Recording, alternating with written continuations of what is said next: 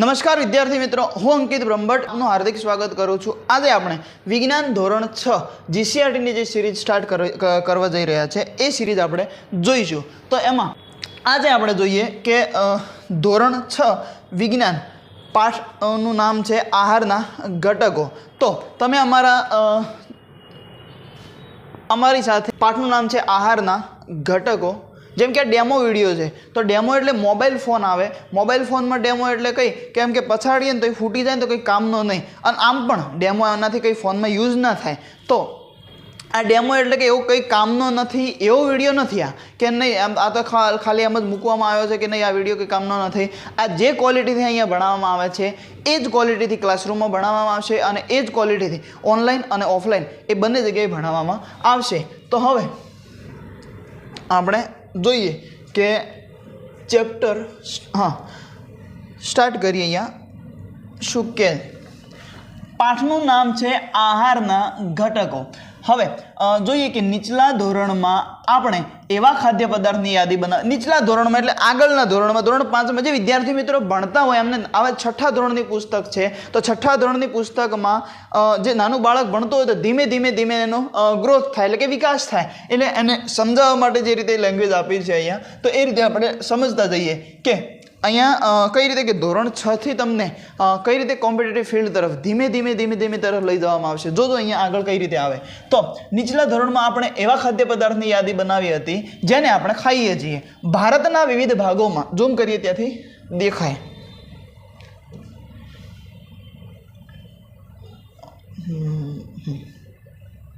હા, હવે અક્ષર લગભગ તમને ક્લિયર દેખાતા હશે। જોઈએ કે ખાવામાં આવતા ખાદ્ય પદાર્થો વિશે પણ આપણે ઓળખ મેળવી હતી જે આગળના ધોરણમાં મેળવીએ છીએ। તો તેના અને આપણે જે ખાદ્ય પદાર્થો વિશે જે ઓળખ મેળવી હતી તથા તેને નકશામાં પણ અંકિત કર્યા હતા। તો ભોજનમાં રોટલી એટલે કે ચપાટી, દાળ, રીંગણનું શાક આ બધું હોઈ શકે છે। શાક, દાળ, ભાત, શાક, રોટલી આ બધું ભોજનમાં હોઈ શકે છે એવું કહે છે। તો આ ઉપરાંત ભાત, સંભાર તથા ભીંડાનું શાક હોઈ શકે છે। આ સિવાય ભોજનમાં અપ્પમ, માછલી તથા શાકભાજી હોઈ શકે છે। જેનો વિસ્તાર જેવા વિસ્તારમાં જેમ કે આપણે ઉત્તર ગુજરાત હોય તો ઉત્તર ગુજરાતમાં શાક, રોટલી ને એ બધું હોય, દરિયા કિનારાના વિસ્તારમાં નજીકના વિસ્તારમાં રહેતા હોય તો ત્યાં માછલી ને એ બધો જે ખોરાક હોય, જે વિસ્તાર આમાં ભૂગોળ પણ શીખવા મળે છે। કઈ રીતે તો ભૂગોળ અને વિજ્ઞાન બે કનેક્ટેડ હોય છે। અમુક વાર વિજ્ઞાનમાં કોન્સેપ્ટનો હોય છે અને જે ભૂગોળ હોય એ બધું કનેક્ટેડ હોય છે। તો કઈ રીતે કનેક્ટેડ હોય છે તો આપણે જોઈએ કે અહીંયા શું કીધું કે અપ્પમ, માછલી, શાકભાજી આ બધું પણ હોઈ શકે છે।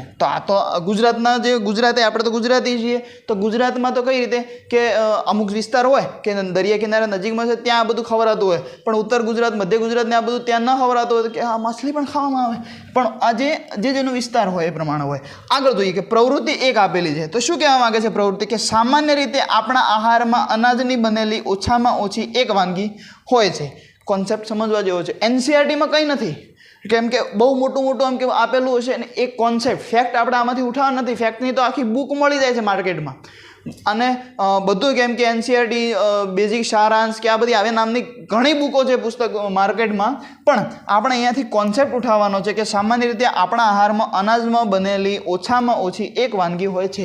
જેમ કે માંસ હોય, જે માંસને એ બધું ખાતા હોય તો એમાં પણ જેમ કે માછલી હોય તો મછલી ખાતા હોય તો એ ભાત સાથે કે ચોખા સાથે ખાય છે, અને આપણે દાળ ભાત ખાઈએ છીએ। જે શાકાહારી છે એ દાળ ભાત ખાય છે, દાળ સાથે ભાત ખાય છે, અને જે માંસાહારી છે એ ભાત મછલી સાથે ખાય છે। એ કઈ રીતે છે તો આગળ આપણે જોઈએ।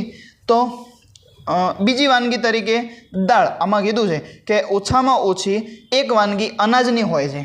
બીજી વાનગી તરીકે દાળ અથવા માંસની કોઈ વાનગી તથા શાકભાજી હોઈ શકે। હાલ જ જેમ વાત કરીએ એમ તો તેમાં દહીં, છાશ તથા અથાણા જેવી વાનગીઓ પણ સામેલ થઈ શકે છે। વિવિધ પ્રદેશોના આહારના કેટલાક ઉદાહરણો કોષ્ટક 1.1 તો કોષ્ટક આપણે 1.1 જોઈએ।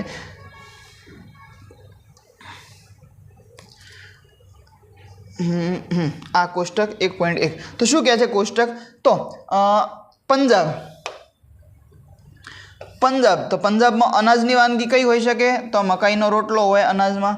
દાળ અથવા માંસની કઈ હોઈ શકે તો રાજમા અથવા વાલના બીજ હોય એટલે કે દાળના।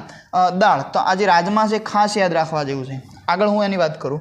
શાકભાજી, શાકભાજી શું હોઈ શકે? સરસવનું શાક. ક્યાંની વાત છે? પંજાબની વાત છે.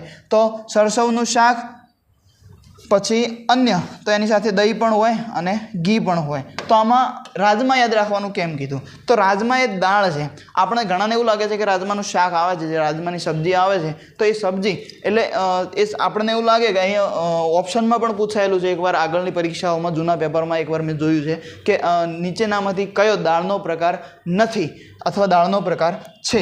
તો આ જે રાજમા છે ખાસ લખવાનું છે, યાદ રાખવાનું છે આપણે. આ મેન્સમાં અથવા પ્રિલીમાં પૂછાવા લાયક છે કે રાજમા દાળનો પ્રકાર છે. રાજમા શું છે? દાળ છે. બીજું તો કંઈ વધારે આમાં એવું લાગતું નથી. પણ આંધ્રપ્રદેશમાં અનાજની વાનગી શું હોય? ભાત.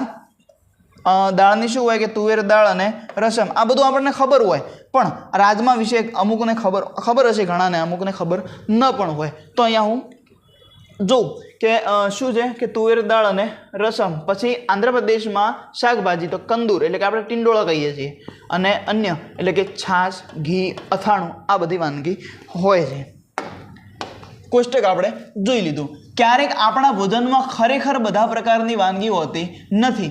જ્યારે આપણે પ્રવાસ પર નીકળ્યા હોઈએ ત્યારે આપણે તે જ ખાઈએ છીએ જે રસ્તામાં ઉપલબ્ધ હોય. એ તો સ્વાભાવિક છે કે જે ઉપલબ્ધ હોય તે જ ખાવાના છીએ. કોઈ પણ પ્રવાસમાં આપણે કે પિકનિક કે ક્યાંય પણ ગયા હોય તો ત્યાં જે વાનગી ઉપલબ્ધ હોય એ આપણે ખાઈએ છીએ. જે રસ્તામાં ઉપલબ્ધ હોય ખાઈએ છીએ. આપણામાંથી કેટલાક મોટે ભાગે બધા જ પ્રકારની વાનગી ખાવી શક્ય નથી. જેમ કે હું શાકાહારી છું, તો કંઈ માંસાહારી જે મળતું હોય તો ત્યાં ઉપલબ્ધ એ છે, તો મારાથી તો ન ખવરાય, તો એ હું નથી ખાતો તો નથી ખાવાનો. તો આ વાત એ કરવામાં આવી છે કે જે આપણામાંથી કેટલાક મોટે ભાગે બધા જ પ્રકારની વાનગી ખાવી શક્ય નથી.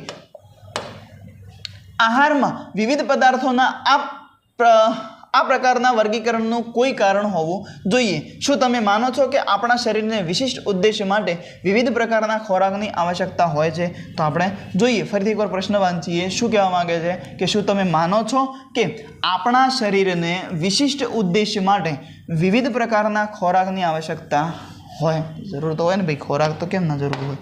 આગળ જોઈએ શું કહે છે કે વિભિન્ન પ્રકારના ખાદ્ય પદાર્થોમાં શું હોય છે. આપણે જોઈએ આગળ શું કહેવા માગે છે. વિભિન્ન પ્રકારના ખાદ્ય પદાર્થોમાં શું હોય છે. હવે ધીમે ધીમે તમને કોમ્પિટિટિવ ફિલ્ડ તરફ લઈ જાય છે. પહેલાં બાળકથી સ્ટાર્ટ કર્યું અને ધીમે ધીમે વધે છે. તો જોઈએ પહેલાં ખોરાક શું હોય ને આ બધી માહિતી આપીને હવે આપણે જાણીએ છીએ કે દરેક ખોરાકની વાનગી એક અથવા એક પ્રકારના આપણે જાણીએ છીએ કે દરેક ખોરાકની વાનગી એક અથવા વધારે પ્રકારના ઘટકોથી બને છે. એક અથવા એકથી વધારે ઘટકોથી બને છે. કે એટલે હતા તો કે જે આપણને વનસ્પતિ અથવા પ્રાણીઓમાંથી મળે છે.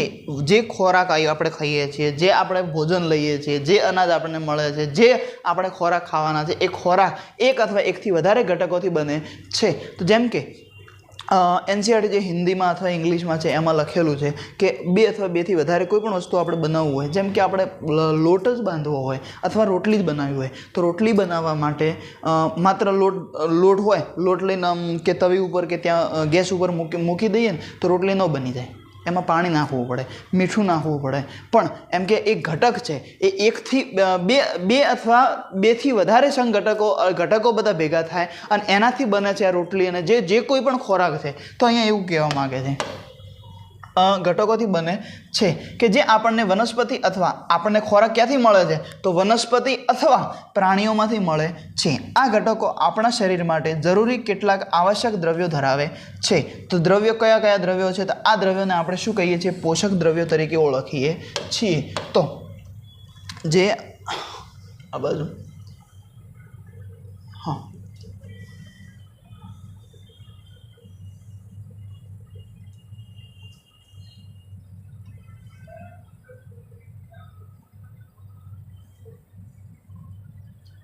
એક મિનિટ જેને આપણે પોષક દ્રવ્યો એટલે કે પોષક તત્વો કહીએ છીએ.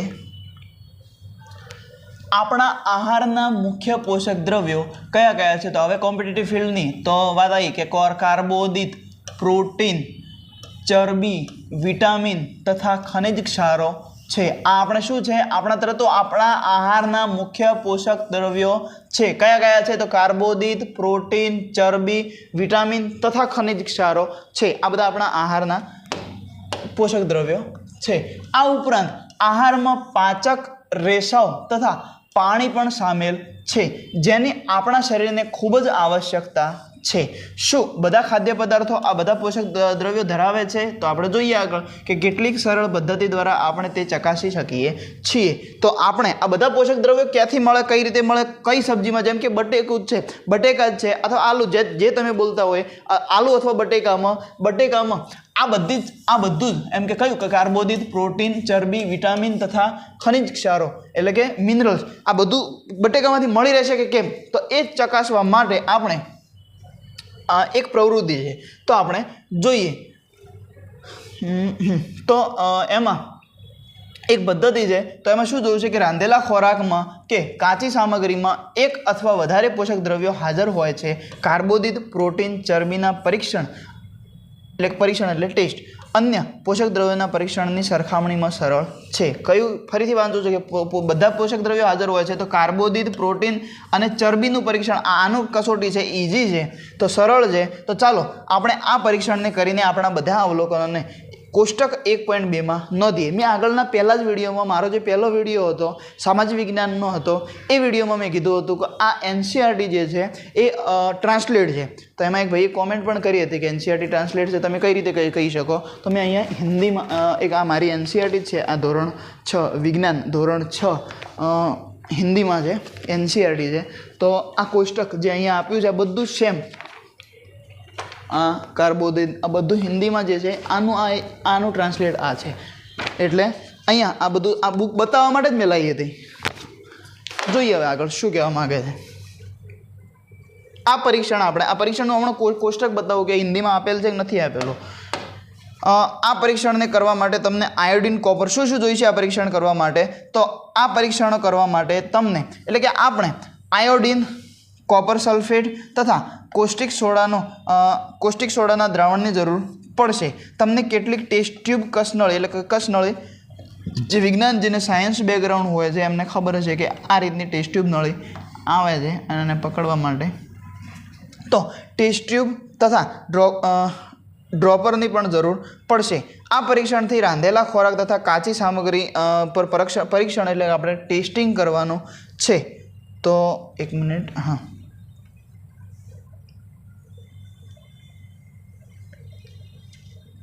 આ પરીક્ષણ રાંધેલા ખોરાક તથા કાચી સામગ્રી પર કરો.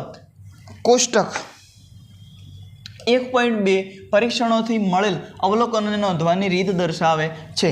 ક્યાં છે કોષ્ટક? આપણે જોઈએ.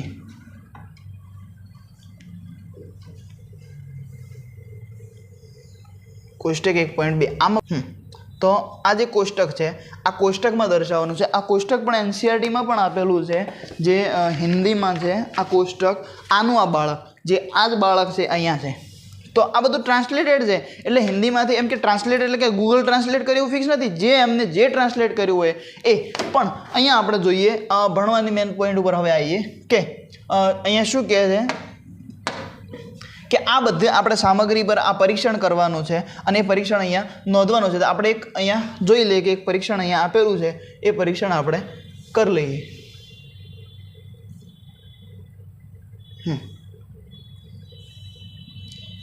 અક્ષરો દેખાવા માટે ઝૂમ કરવું પડે છે યુટ્યુબમાં, એમ કે વિડીયોમાં દેખાય એટલા માટે.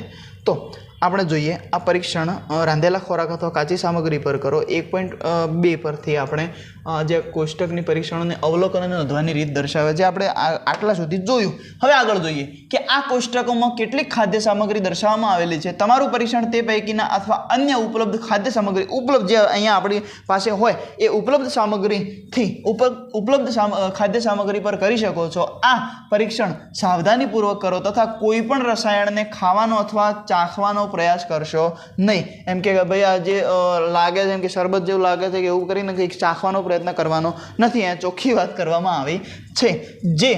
જો જરૂરી દ્રાવણ તૈયાર સ્વરૂપે ન હોય તો તમારા શિક્ષક તેને અહીં બોક્સમાં દર્શાવ્યા મુજબ તૈયાર કરી શકે છે. તો ચાલો વિવિધ ખાદ્ય પદાર્થોનું પરીક્ષણ કરીને જોઈએ કે તેમાં કાર્બોદિત હાજર છે કે નહીં. તો કાર્બોદિત ઘણા પ્રકારના હોય છે. આપણા ભોજનમાં જોવા મળતા કાર્બોદિત પદાર્થ સ્ટાર્ચ તથા શર્કરા એટલે કે શુગર, આ શર્કરા હિન્દી શબ્દ છે, શર્કરાના સ્વરૂપમાં હોય છે. જો ખાદ્ય પદાર્થમાં સ્ટાર્ચ હોય તો આપણે તેનું સરળતાથી પરીક્ષણ કરી શકીએ છીએ.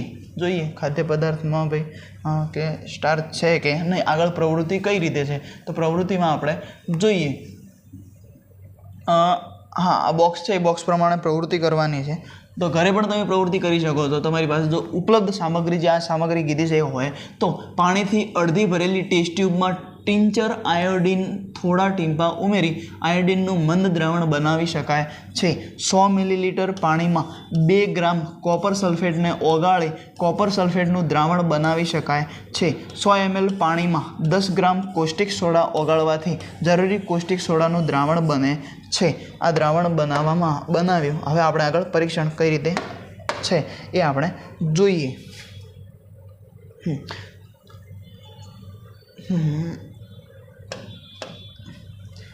સ્ટાર્ચ માટેનું પરીક્ષણ.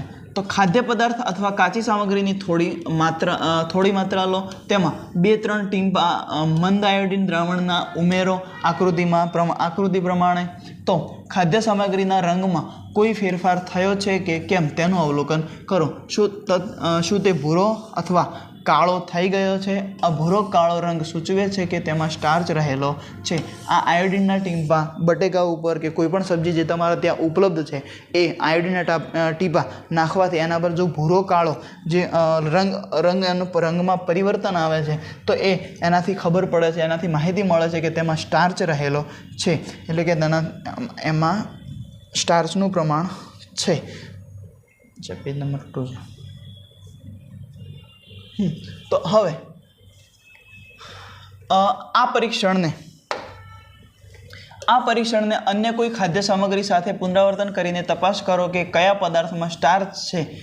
તમારા બધા જ અવલોકનો કોષ્ટક 1.2 આ કોષ્ટક જે આપેલું છે એમાં દર્શાવવાનું છે. ગૂગલ પણ કરી શકો છો કોષ્ટક ભરવા માટે, એટલે તમને માહિતી મળે. ગૂગલ કરવાનું એટલે અહીંયા બટેકા છે તો આમાં સ્ટાર્ચ છે તો બટેકામાં થઈ જશે, કલર થાય છે, ભૂરો અથવા કલર બદલાય છે. તો દૂધમાં શું છે કે પ્રોટીન છે, ચરબી છે. તો હા, અહીંયા જે નાના વિદ્યાર્થીઓ જે નાના બાળકો હોય એમને ભરવાનું કોષ્ટક છે. પણ આપણે માહિતી મેળવવી હોય, કારણ કે અમુક જગ્યાએ જો પૂછાઈ શકે. હવે તો પહેલાં જે સેન્ટેન્સ વાક્યોવાળા એમ કે નીચેના વાક્યોને ઓળખો, પછી 2 વાક્ય આપેલા હોય છે અને પછી એમ કે પહેલું સાચું, બીજું સાચું, બંને સાચા, બંને ખોટા, આ પ્રકારના ઓપ્શન આપવામાં આવે છે. એમાં આ પણ પૂછાઈ શકે છે લગભગ.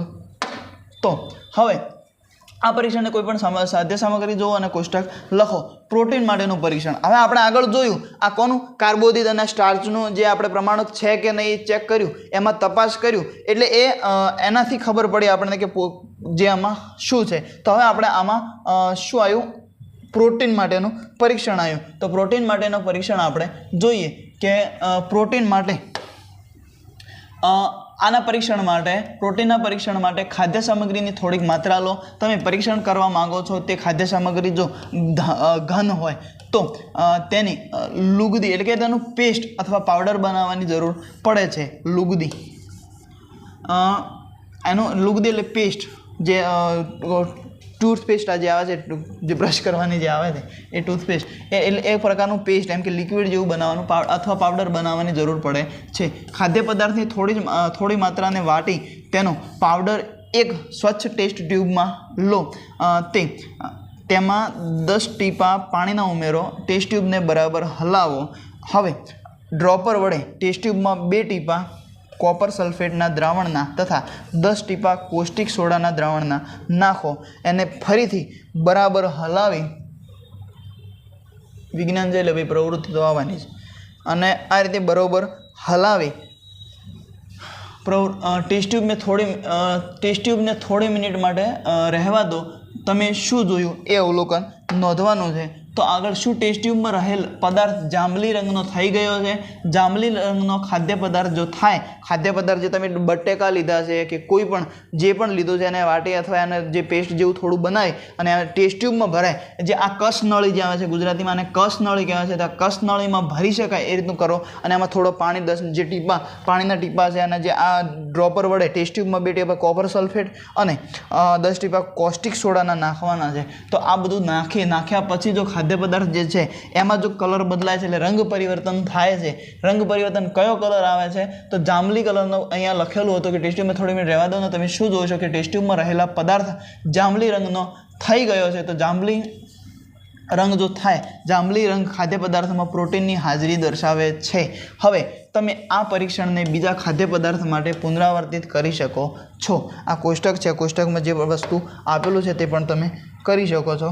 પ્રવૃત્તિ આ તમારા કોષ્ટક ભરવાનું છે, જાતે ભરવાનું છે. અહીંયા હું એમ લખાઈ લઉં ગ્રાઇડમાં જોઈને કે ક્યાંય પણ જોઈને હું કોપી અહીંયા કરાવી લઉં. જેમ કે અહીંયા ઉદાહરણ તરીકે મેં અહીંયા હા લખ્યું, અહીંયા હા, ના, હા, હા, હા, હા, આમ હું લખી લઉં અને તમે પછી જો લખો ને તો એક કોપી પેસ્ટ કર્યું એવું કહેવાય.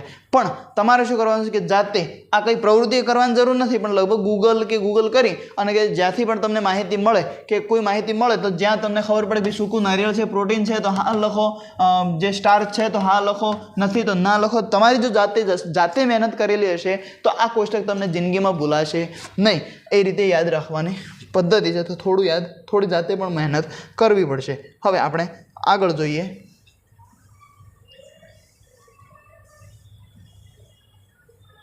હા, ચરબી માટેનું પરીક્ષણ. આમાં હવે કયા પદાર્થમાં ચરબી છે? આપણે કાર્બોદિતવાળું જોયું, પ્રોટીનવાળું જોયું, તો હવે આપણે શું આવ્યું? તો ચરબી માટેનું પરીક્ષણ. તો ચરબીનું જે પરીક્ષણ કરવા માટે આપણે શું સામગ્રી જોઈશે? તો થોડી ખાદ્ય સામગ્રીની થોડીક માત્રા લો, તેને એક કાગળની વાત છે, કાગળમાં વીંટાળો અને એને છૂંદો, એમ કે મિક્સ કરો.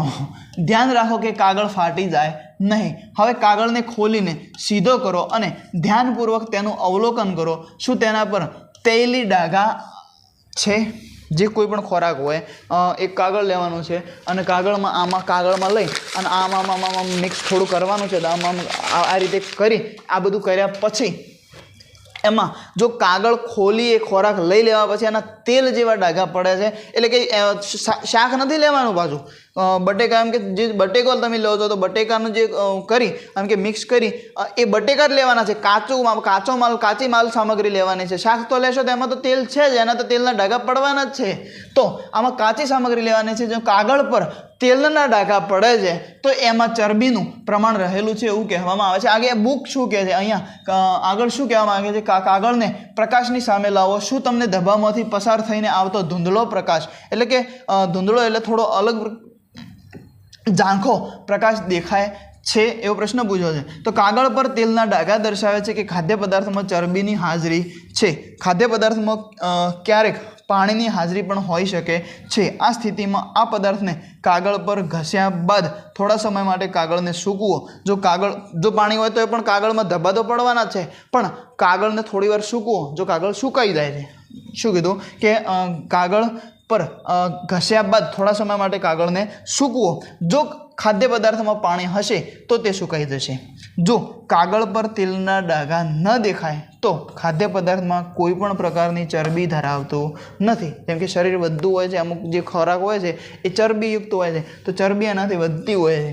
તો એ અમુક ખોરાક આ રીતે તમે પરીક્ષણ કરીને પછી ખાવું હોય તો ખાઈ લેવાનું. આ પરીક્ષણો શું દર્શાવે છે? તો શું તમે પરીક્ષણ કરેલ તમામ ખાદ્ય પદાર્થોમાં ચરબી, પ્રોટીન તથા સ્ટાર્ચની હાજરી છે? શું કોઈ એક ખાદ્ય પદાર્થમાં એક કરતાં વધુ પોષક દ્રવ્યો હાજર હોય છે? તો આ પ્રશ્ન પૂછે છે.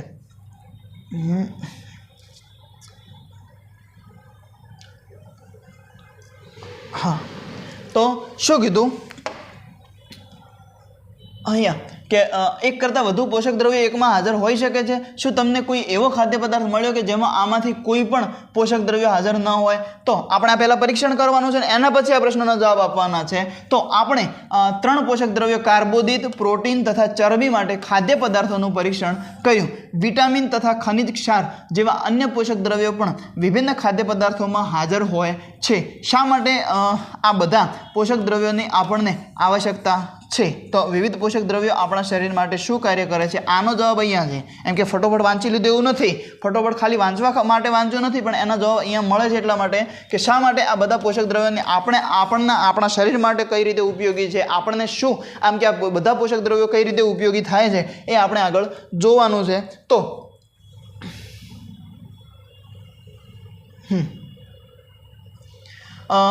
કાર્બોદિત મુખ્યત્વે આપણા શરીરને શક્તિ એટલે કે ઉર્જા પ્રદાન કરે છે. કાર્બોદિત શું આપણા શરીરને શું પ્રદાન કરે છે? શક્તિ એટલે કે ઉર્જા પ્રદાન કરે છે. ચરબીથી પણ શક્તિ પ્રાપ્ત થાય છે. હકીકતમાં સમાન જથ્થાના કાર્બોદિતની સરખામણીમાં ચરબીમાંથી વધુ ઉર્જા પ્રાપ્ત થાય છે. સમાન જથ્થાના કાર્બોદિતની સરખામણીમાં ચરબીમાંથી વધુ ઉર્જા પ્રાપ્ત થાય છે. ચરબીમાંથી વધારે ઉર્જા પ્રાપ્ત થાય છે. આપણે જોઈએ, ચરબી અને કાર્બોદિત યુક્ત ખોરાકને ઉર્જા આપવાવાળા ખોરાક પણ કહેવામાં આવે છે. ચરબી અને કાર્બોદિત યુક્ત ખોરાકને ઉર્જા આપવાવાળા ખોરાક પણ કહેવામાં આવે છે. આકૃતિમાં દર્શાવ્યું છે, આ બધી આકૃતિમાં દર્શાવ્યું છે. આકૃતિમાં શું દર્શાવ્યું? પહેલાં આપણે આ જોઈ લઈએ કે આપણા શરીરની વૃદ્ધિ તથા શરીરના સમારકામ માટે પ્રોટીનની આવશ્યકતા હોય છે. હવે જોઈએ કે ઘઉં આપેલા છે, શક્કરિયું, બટેકા, શેરડી, પપૈયું, તરબૂચ, કેરી, મકાઈ, આ બધા કાર્બોદિતના કેટલાક સ્ત્રોતો છે. તો આ સ્ત્રોતો પણ યાદ રાખવા જેવા છે. તો કોષ્ટક આવી શકે છે પરીક્ષામાં, મેચ કરો ભાઈ કે અહીંયા કાર્બોદિત લખે કે કાર્બોદિતવાળા પદાર્થો કયા છે, તો ટીક કરો 1 2 3 1 2 4 પહેલું બીજું ત્રીજું. તો આમાંથી ઘઉં આપી દે, શક્કરિયું આપે, બટેકા આપે. ખાસ શક્કરિયું યાદ રાખવાનું છે કે શક્કરિયામાંથી કાર્બોદિત છે કે નહીં.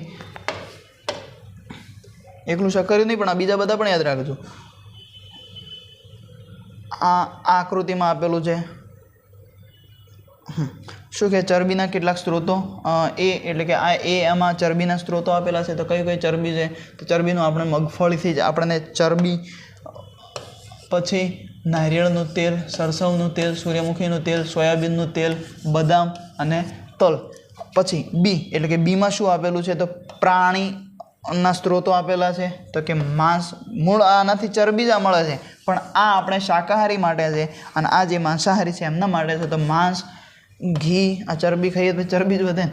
તો દૂધ, માખણ, મલાઈ, ઈંડા, આ બધા જે ખોરાક પ્રાણીઓથી આપણને જે પ્રાણીના સ્ત્રોતથી આપણને જે મળે છે. અહીંયા એમ કીધું કે ભાઈ આ તો જે અહીંયા મલાઈ છે અથવા દૂધ છે આ તો શાકાહારી પણ છે, આ તો શાકાહારી છે ને ભાઈ. તો આ પ્રાણી સ્ત્રોત અહીંયા લખેલું છે કે પ્રાણીના સ્ત્રોતોથી જે મળે છે. એટલે કે દૂધ ક્યાંથી મળે છે? તો પ્રાણી પાસેથી મળે છે. કોઈ એને કોઈ બનાવટ આવતી નથી. અત્યારે ઘણા બનાવટવાળું વેચાય છે દૂધ માર્કેટમાં, પણ આપણે એની વાત કરતા નથી.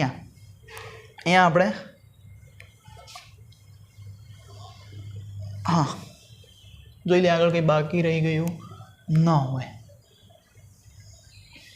આ જોઈ લીધું પ્રોટીન યુક્ત. હવે આપણે ભણવા પર આવી જઈએ કે આગળ શું હતું. આપણે અહીંયા સુધી 1 મિનિટ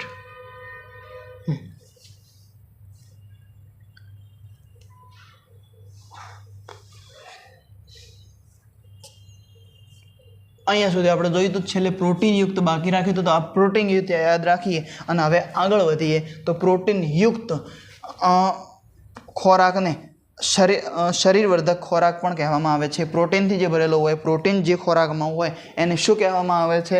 તો શરીરવર્ધક ખોરાક કહેવામાં આવે છે. થોડું ઝૂમ કરી લઈએ એટલે વિદ્યાર્થી મિત્રોને એટલે કે જેમને તકલીફ ન પડે જોવામાં. તો ખોરાકને કયા ખોરાકને? પ્રોટીનવાળા ખોરાકને શરીરવર્ધક ખોરાક પણ કહેવામાં આવે છે.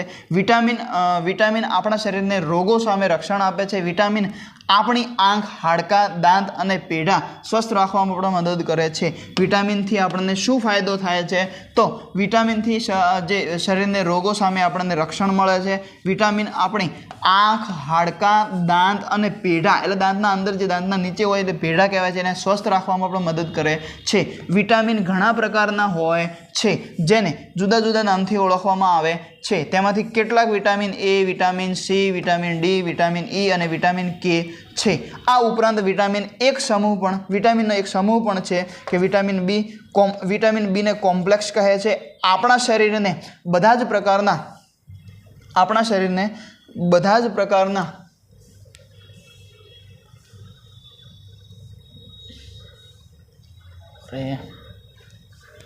વિટામિનની અલ્પ માત્રામાં આવશ્યકતા રહેલી હોય છે. વિટામિન એ આંખો તથા ત્વચાને તંદુરસ્ત રાખે છે. વિટામિન સી ઘણા રોગોની સામે લડત આપવામાં મદદ કરે છે. વિટામિન ડી હાડકાં તથા દાંત માટે કેલ્શિયમનો ઉપયોગ કરવામાં આપણા શરીરની મદદ કરે છે. વિવિધ વિટામિનથી ભરપૂર ખોરાક આકૃતિ, એટલે કે જે આ આકૃતિ આપેલી છે એ આકૃતિમાં આપેલું છે. આકૃતિ 1.6 અને 1.9માં દર્શાવેલ છે. 1.6માં જેમ કે દૂધ, માછલીનું તેલ, કેરી, ગાજર, પપૈયું, આ બધા જે વિટામિનના ખોરાકો છે એ અહીંયા દર્શાવેલા છે. તો વિટામિન એના સ્ત્રોતો હવે આપણે જોઈએ આગળ. વિટામિન બીના કેટલાક સ્ત્રોતો આપેલા છે. તો વિટામિન બી કયાથી મળશે? તો કે ઘઉં, વિટામિન બી ઘઉં, પછી યકૃત, ચોખા, આ બધાથી આપણને વિટામિન બી મળશે. અહીંયા વિટામિન સીના સ્ત્રોતો આપેલા છે, એટલે કે ખટાશ જે હોય, ખાટું હોય, અથવા જે નારંગી, ટામેટાં, જામફળ, લીલા મરચાં, લીંબુ, આમળા, આ બધાથી આપણને શું મળે છે? વિટામિન સી મળે છે. આગળ વિટામિન ડીના સ્ત્રોતો આપેલા છે. તો જોઈએ વિટામિન ડી ફરીથી યકૃત. તો યકૃતમાં આમાં વિટામિન બી અને વિટામિન ડી આ બંને મળે છે. તો ખાસ યાદ રાખવા જેવું છે.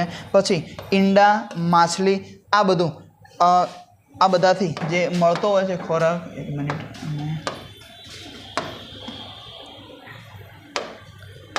હવે આગળ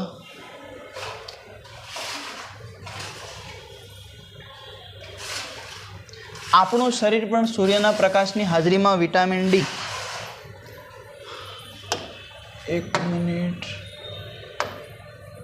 આપણું શરીર પણ સૂર્યના પ્રકાશની હાજરીમાં વિટામિન ડી બનાવે છે. હાલના સમયમાં સૂર્યપ્રકાશમાં અપૂરતા પ્રમાણમાં રહેવાના કારણે લોકોમાં વિટામિન ડીની ઉણપ સર્જાય છે. સારા સ્વાસ્થ્ય માટે પ્રત્યેક ખનિજ ક્ષાર આવશ્યક છે. વિવિધ ખનિજ ક્ષારોના કેટલાક સ્ત્રોતો આકૃતિમાં આપેલા છે. આકૃતિ 1.10 છે. આપણે જોઈએ મોટાભાગના ખાદ્ય પદાર્થોમાં 1 થી વધુ પોષક દ્રવ્યો હોય છે. તમે પણ કોષ્ટક 1.2ના અવલોકનોને લખતા સમયે કોષ્ટક જે આપણે આગળ જોયું હતું એ બધું લખતા સમયે આ બાબત નોંધી હશે કે જો કે આપેલી કાચી સામગ્રીમાં કોઈ એક નિશ્ચિત પોષક દ્રવ્યોની માત્રા બીજા પોષક દ્રવ્યોની માત્રાથી વધારે હોઈ શકે છે. ઉદાહરણ તરીકે ચોખામાં કાર્બોદિતની માત્રા બીજા પોષક દ્રવ્યો કરતાં વધારે હોય છે. કાર્બોદિત હોઈ શકે છે, અલગ અલગ કાર્બોદિત, કે કયા પદાર્થમાં ચોખામાં કેટલું કાર્બોદિત છે. કાર્બોદિત અલગ અલગ, એમ કે જે ચોખા કે બટેકામાં બંનેમાં જે કાર્બોદિત હોય તો બંને એક જેટલું હોય એવું જરૂરી નથી, સમાન હોય એવું જરૂરી નથી.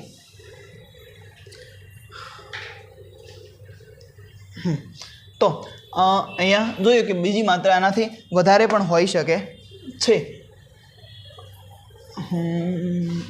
ચોખાનું આવી ગયું. હવે આ પોષક દ્રવ્યો ઉપરાંત આપણા શરીરને પાચક રેસા તથા પાણીની પણ આવશ્યકતા હોય છે. પાચક રેસા વૃક્ષાંશના નામે ઓળખાય છે. આપણા ખોરાકમાં વૃક્ષાંશની એટલે કે રેસાની પૂર્વતા વનસ્પતિજ પદાર્થોમાંથી જ થાય છે. વૃક્ષાંશના મુખ્ય એટલે કે રેસાના મુખ્ય સ્ત્રોતો બધા જ અનાજ, કઠોળ, બટાકા, તાજા ફળો અને શાકભાજી છે. કોઈ માંસાહારી પદાર્થ અહીંયા નથી. તો વૃક્ષાંશ આપણા શરીરને કોઈ પણ પોષક દ્રવ્યો પ્રદાન કરતા નથી, છતાં પણ તે આપણા ભોજનનો આવશ્યક ઘટક છે અને તેનો જથ્થો વધારે છે. રેસાઓ અપાચિત ખોરાકને આપણા શરીરમાંથી બહાર કાઢવામાં મદદ કરે છે. જે ખોરાક પચતો નથી, જે પાચન થતું નથી, એ ખોરાકને બહાર કાઢવામાં મદદ કરે છે. અહીંયા જે આ કોષ્ટક આપેલું છે આપણે જોઈએ. આયોડિનના કેટલાક સ્ત્રોતો આપેલા છે, તો આદુ અને જે બધું આપેલું છે. પછી ફોસ્ફરસના કેટલાક સ્ત્રોતો આપેલા છે એ જોઈએ, જેમ કે દૂધ છે, કેળા છે, આજે ઘઉં આપેલા છે, મરચાં આપેલા છે. પછી આગળ આયર્નના કેટલાક, આયર્ન કયા ખોરાકમાંથી મળે છે, તો આયર્ન આ ખોરાકમાંથી મળે છે કે સફરજન, પાલક છે. પછી કેલ્શિયમના કેટલાક સ્ત્રોતો આપેલા છે, તો ઈંડા અને દૂધમાંથી કેલ્શિયમ મળે છે. આગળ શું થયું છે ભાઈ એને ચાલશે. હવે પાણી આહારમાં રહેલા પોષક દ્રવ્યોનું શોષણ શું કરે છે કે પાણી આહારમાં રહેલા પોષક દ્રવ્યોનું શોષણ કરવામાં આપણા શરીરને મદદ કરે છે. પાણી શું મદદ કરે છે, તો આહારમાં રહેલા પોષક દ્રવ્યોનું શોષણ કરવામાં આપણા શરીરને મદદ કરે છે. તે કેટલાક નકામા પદાર્થોનું મૂત્ર તથા પરસેવા સ્વરૂપે આપણા શરીરમાંથી બહાર કાઢવામાં પણ મદદ કરે છે. તો કોણ મદદ કરે છે, તો પાણી અહીંયા લખેલ છે. સામાન્ય રીતે આપણા શરીરને જરૂરી મોટા ભાગનું પાણી આપણે જે પ્રવાહીઓ લઈએ છીએ તેમાંથી મળે છે, જેમ કે પાણી, દૂધ અને ચા. આ ઉપરાંત આપણે જે ખોરાક રાંધીએ છીએ તેમાં પણ પાણી ઉમેરીએ છીએ. તો ચાલો જોઈએ કે કોઈ અન્ય સ્ત્રોત આપણા શરીરને પાણી પૂરું પાડે છે કે કેમ. તો પ્રવૃત્તિ આપેલી છે, પ્રવૃત્તિ કરવાથી આપણને ખબર પડશે કે અન્ય સ્ત્રોત એમ કે જે તરબૂચ હોય છે, તરબૂચમાં લગભગ 95% પાણી હોય છે. તો આ બધા પ્રકારના જે હોય છે તે એમાં કયા પદાર્થથી આપણને પાણી મળે છે, તો કે ટામેટો અથવા લીંબુ જેવા કોઈ એક ફળ લો, ટામેટા અથવા લીંબુ જેવું એક ફળ લો, તેમાં નાનામાં નાના ટુકડા કાપો, નાના ટુકડા કરવાના આવે છે. અને શું આવું કરતી વખતે તમારા હાથ ભીના થાય છે? નાના ટુકડા કરતી વખતે તમારા જો હાથ ભીના થાય તો એમાં પાણી છે, કારણ કે પાણીથી હાથ ભીના થાય છે. જ્યારે પણ તમારા ઘરમાં શાકભાજી અને ફળોને કાપવા કે છોલવા કે પીસવામાં આવે ત્યારે ધ્યાનપૂર્વક તેનું અવલોકન કરો. શું તમને એવા તાજા ફળ કે શાકભાજી વિશે ખ્યાલ છે કે જેમાં પાણીનું પ્રમાણ ન હોય? આપણે જોઈએ છીએ કે ઘણી ખાદ્ય સામગ્રી પાણી ધરાવે છે. કેટલાક અંશે આપણા શરીરની પાણીની જરૂરિયાત આવા જ પાણીથી પૂર્ણ થઈ જાય છે. જે પાણીની જરૂરિયાત આપણા શરીરમાં હોય છે એ આવા જ અન્ય પદાર્થોથી થાય છે. આ ઉપરાંત કેટલાક ખાદ્ય પદાર્થોને રાંધતી વખતે પણ આપણે તેમાં પાણી ઉમેરીએ છીએ. હવે